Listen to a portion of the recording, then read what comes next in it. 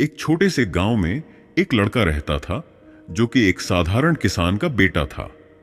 साधारण परिवार का होने के कारण उसके पास कुछ भी खास नहीं था, बस एक छोटा सा घर, थोड़ी सी जमीन। उसे कभी भी किसी तरह की सुख सुविधाएं नहीं मिली। उसके जीवन में कई संघर्ष थे। उसे अपनी जिंदगी को बेहतर बनाना था, लेकिन उसे समझ नहीं थी। एक दिन गांव में मेला लगा। वह भी अपने दोस्तों के साथ मेले में घूमने गया। वहां एक बाबा थे जो जीवन के बारे में भविष्यवाणी करते थे। लड़के ने सोचा, अगर ये बाबा मेरे बारे में कुछ अच्छा भविष्य बताएंगे तो मेरी जिंदगी बदल सकती है। वह बाबा के पास गया और उनसे पूछा, बाबा, क्या मेरा भविष्य उज्जवल है? बाबा ने लड़के की आंखों में देखा और कहा, तुम्हारा भाग्य कुछ खास नहीं है, क्योंकि तुम्हारी जिंदगी में कई कठिनाइयां आई हैं। लेकिन अगर तुम सही दिशा में मेहनत करोगे तो भाग्य भी तुम्हारे पक्ष में हो सकता है।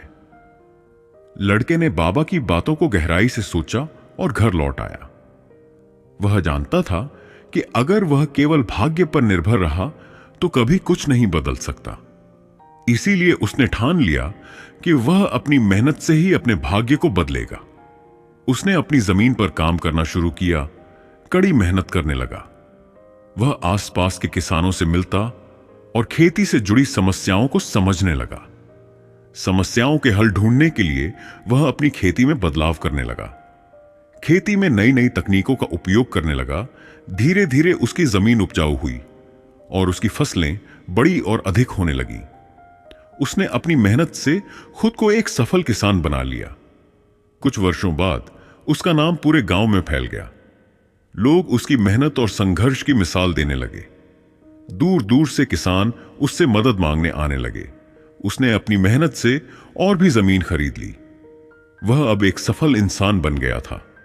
एक दिन वह फिर से बाबा के पास गया और कहा, बाबा, आपने सही कहा था। मैंने मेहनत की और भाग्य ने मेरा साथ दिया। बाबा मुस्कुराए और बोले, देखो, भाग्य हमेशा हमें कुछ ना कुछ देता है, लेकिन हमारी मेहनत ही उसे आकार देती है। तुम्हारा कर्म ही तुम्हारा भाग्य बनता है। इस तरह हम भी अपनी मेहनत से अपने भाग्य को बदल सकते हैं और साबित कर सकते हैं कि भाग्य केवल किस्मत नहीं, बल्कि हमारे कर्मों का परिणाम है।